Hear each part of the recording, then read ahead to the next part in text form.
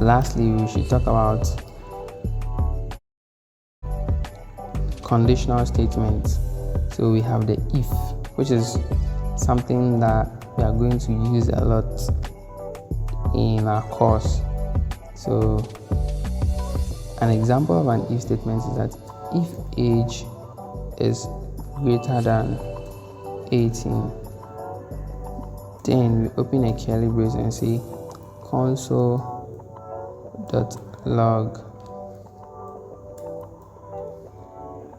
adult.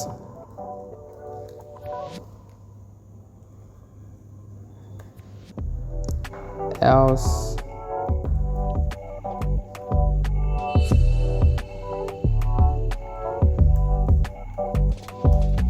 console.log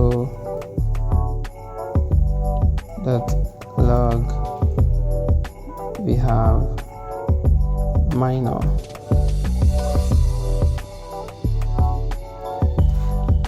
So the basic understanding is that this is a Boolean expression.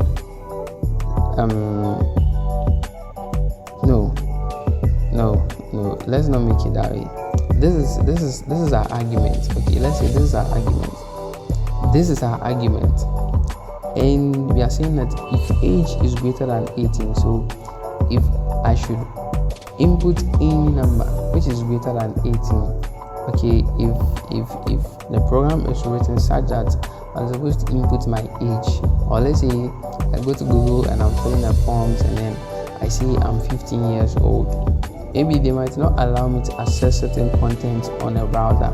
But if I'm more than 18, certain contents are allowed to me, or I'm allowed to access those contents. So here we have age, and then we are making a statement that if the age is greater than 18, so anything 18 and below, meaning you are minor. Anything above 18, meaning you are an adult.